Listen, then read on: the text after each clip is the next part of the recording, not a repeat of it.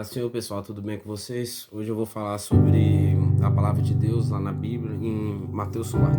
Esse tema é bastante importante, principalmente para quem é muito tentado por namorada, esposa, para quem é muito seduzido por pessoas que são tentados e pessoas que são muito influenciadas por pessoas que cedem à tentação, que cedem ao que o outro está dizendo, que cedem ao que a pessoa está falando por medo, porque quer, porque a nossa carne ela é fraca, claro.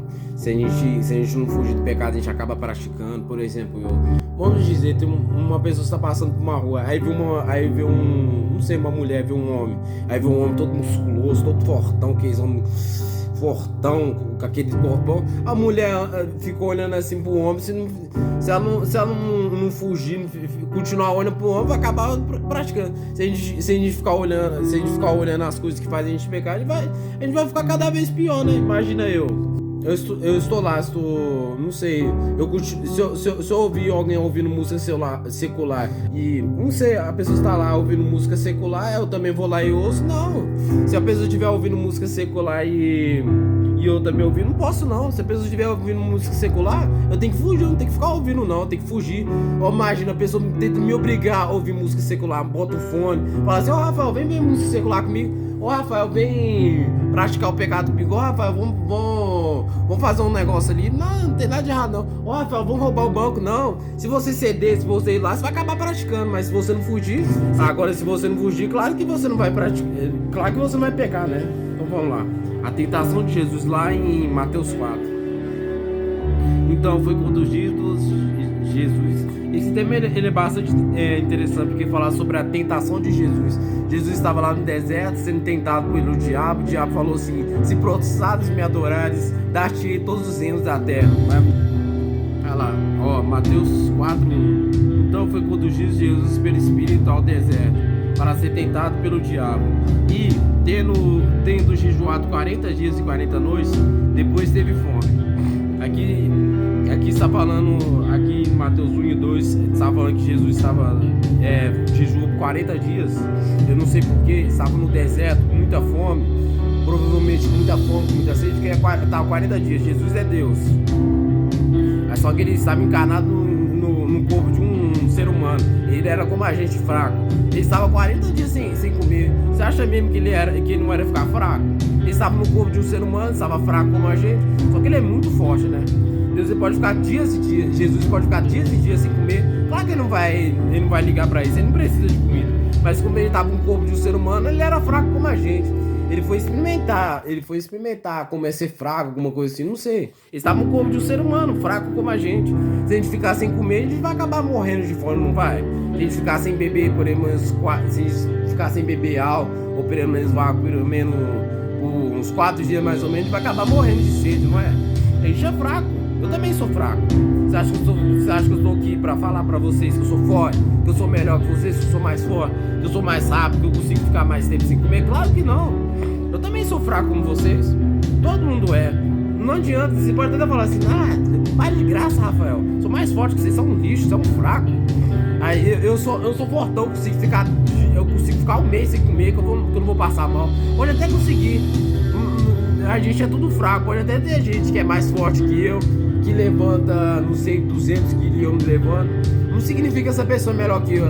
Ela pode até ser mais forte que eu, mas não é mais melhor que ela não é melhor que eu. Ninguém é melhor do que ninguém. Eu não sou melhor que você, nem você é melhor do que eu. Nós somos diferentes, não iguais. Eu não sou igual a você. A gente é parecido. A gente é imagem e semelhança de Deus. Deus fez a gente imagem e semelhança dele. Como diz lá na Bíblia: façamos os homens imagem e semelhança de Deus. Lá em Gênesis 1, 2, não sei. Versículo 3: E chegando-se a ele o tentador disse-lhe: se tu és o filho de Deus, manda que essas pedras se tornem pães. O diabo estava lá tentando Jesus, porque Jesus estava com muito fome. Aí o diabo falou assim: se você é filho de Deus, se você é poderoso, pega essa pedra e transforma em pães. Aí versículo 5: então o diabo transformou a cidade santa e colocou sobre o pináculo do templo e disse-lhe: se tu és o filho de Deus, lança-te daqui abaixo, porque está escrito que aos seus anjos dará ordem a teu respeito, e tomar-te nas mãos para que nunca tropece alguma pedra. O diabo estava falando: se tu és filho de Deus, lança sobre esse penhasco, que Deus irá te salvar, mandar seus anjos de te salvar. Mesmo que estava no corpo de um ser humano, Deus poderia proteger a vida dele e não era morrer. Mas aqui que está a coisa. Depois mais pra frente vai falar outro tipo de coisa, ó. Disse-lhe Jesus: também está escrito: não tentarás ao Senhor teu Deus. Ele disse assim, ele disse que não tentarás ao Senhor teu Deus. Sim, está escrito na Bíblia que aos seus anjos dará ordem, eu tenho respeito para que nenhum mal aconteça a você.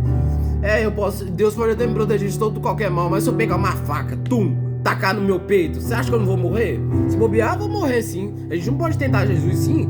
A gente não pode tentar Deus. Deus pode até me proteger de todo e qualquer mal, de toda humilhação, de todos os desprezos, de todas as pessoas que querem me humilhar, de pessoas arrogantes, pessoas que tentam me matar, de macumba, de feitiçaria, essas coisas. Mas se eu tentar Deus, mas a gente não pode tentar Deus não. Como Jesus disse aqui, disse-lhe Jesus: também está escrito: não tentarás o Senhor teu Deus. Também está escrito na Bíblia, eu não sei aonde, mas está. Novamente o transportou, o diabo, ao monte muito alto, mostrou-lhe todos os reinos do mundo e a glorificou. E disse-lhe: tudo isso te darei, prostrados me adorares.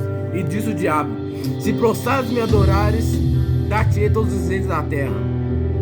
Isso depende da tradução bíblica, dependendo da tradução bíblica fica diferente. Dependendo na sua Bíblia pode estar diferente, mas na minha está assim.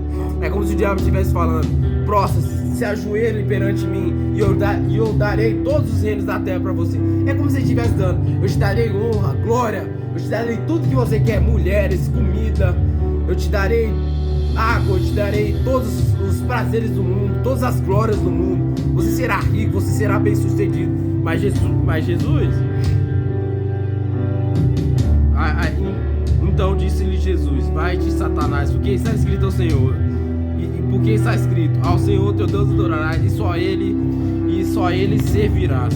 Então o diabo deixou, e eis que chegaram os anjos e o serviram. Jesus não cedeu à tentação de Satanás. Você vê como que ele é forte.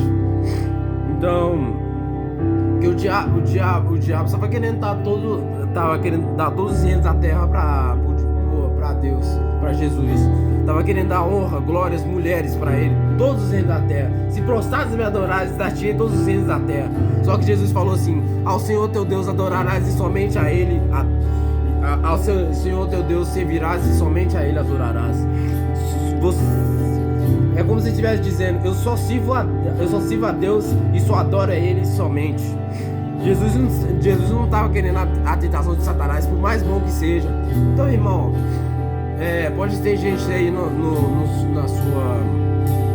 pode ter gente aí no mundo que está querendo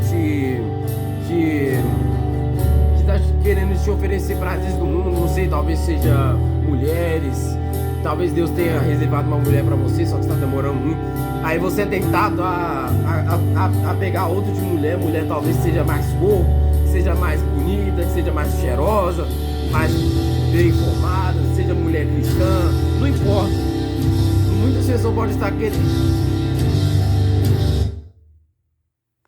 Muitas pessoas podem estar querendo te oferecer os prazeres do mundo, mas irmão, não aceita não, porque no início pode até gostar, mas depois você vai se sentir culpado.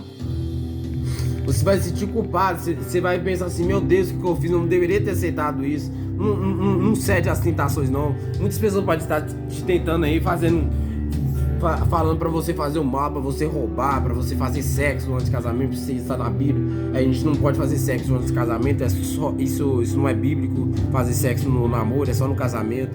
Fala na Bíblia, e o homem deixará o pai e a mãe e se unirá à sua esposa. Assim não só um, mas uma só carne. Portanto, que Deus uniu, não separe o homem.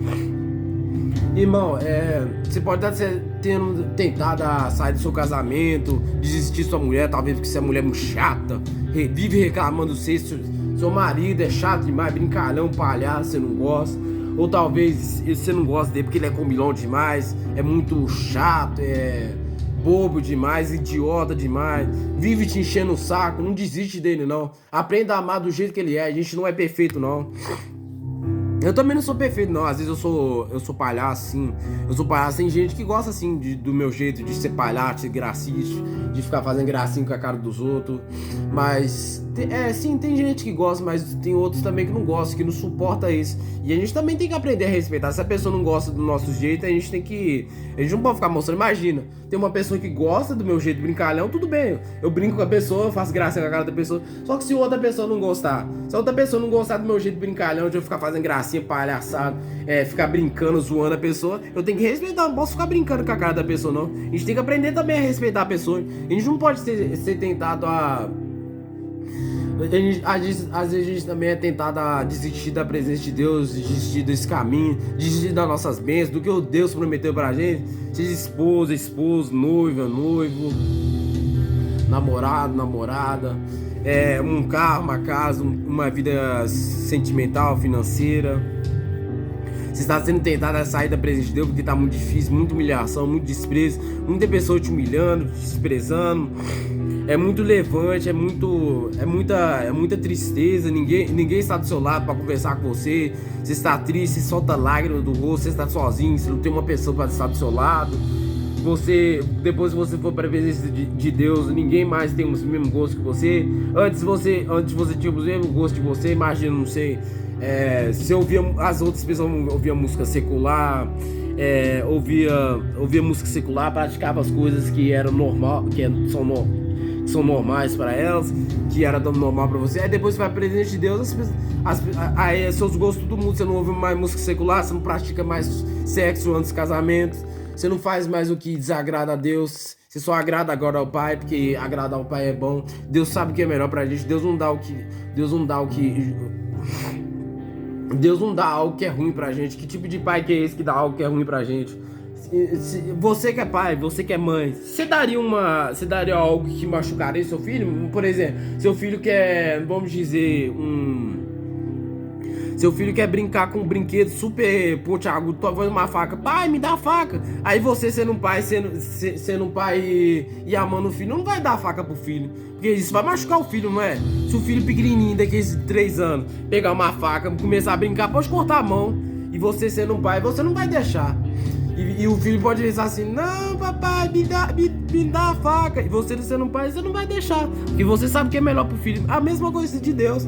Deus às vezes não dá algo pra gente, porque Ele sabe que vai machucar no futuro. Deus, Ele é onisciente, potente, onisciente, alguma coisa assim. Deus, Ele vê tudo, seus olhos estão lá no céu contemplando todas as pessoas. Deus vê tudo que eu estou fazendo aqui, até esse vídeo que eu estou fazendo.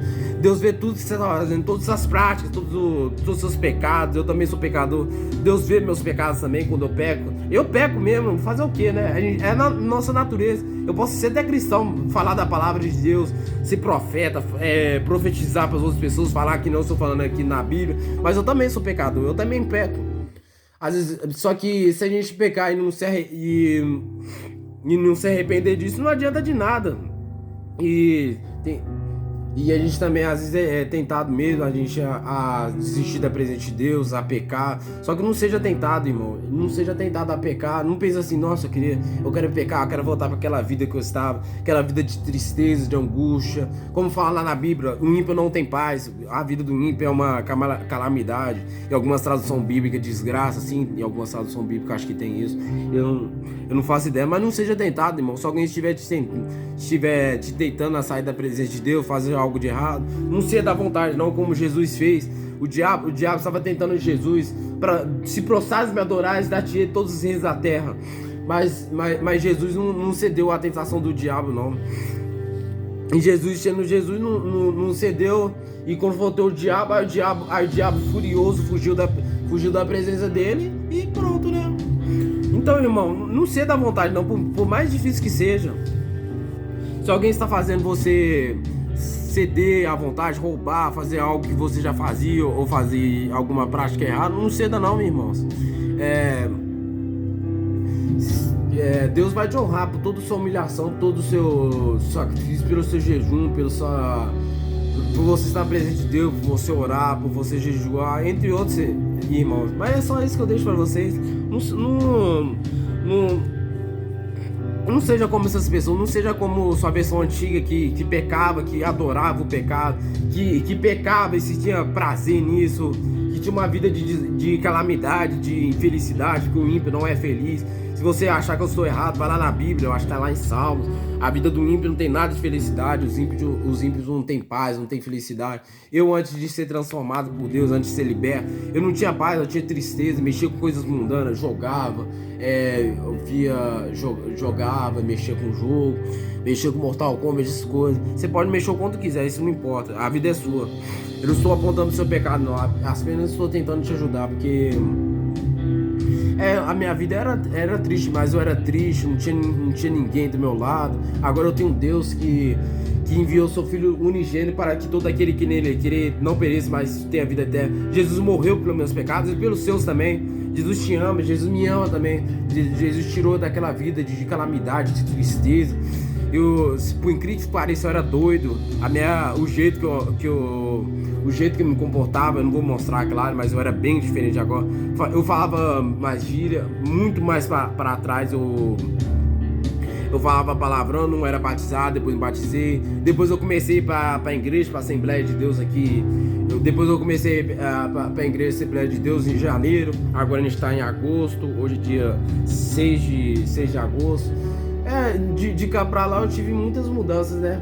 A maneira de eu falar, a maneira de eu pensar, a maneira que eu vejo as coisas, as coisas que eu ouço, as coisas que eu penso é diferente. As suas também, depois que você foi liberto, você começou a ter práticas diferentes, começou a não ceder tanto à vontade como antes. E você começou a não fazer coisas que faziam antes, seja sexo, seja, não sei, você ouvia uma música secular, praticava algo, bebia bebida alcoólica, cedia ao pecado, adorava o pecado, achava maravilhoso isso, porque o diabo cegou você, o orgulho, ele cega o nosso coração. A gente pode, o orgulho também ele cega o amor. Muitas vezes você ama a pessoa, você adora pessoas. Você adora a pessoa, mas você não expressa isso por causa do orgulho. Muitas vezes a pessoa ama você, mas não demonstra por causa de orgulho. Até pensa assim, meu Deus, Deus até fala, meu Deus, essa pessoa me ama mesmo? Nem parece. Muitas vezes é por causa do orgulho, a pessoa ama assim às vezes. Só que por causa do orgulho não demonstra, a pessoa é dura demais às vezes, orgulhosa, não quer confessar que ama, não quer confessar que precisa de Jesus muitas vezes. A pessoa muitas vezes adora o pecado, só vive pecando entre outros irmãos e irmãs. Mas é isso que eu deixo pra vocês. Espero que tenha ajudado e fiquem com Deus.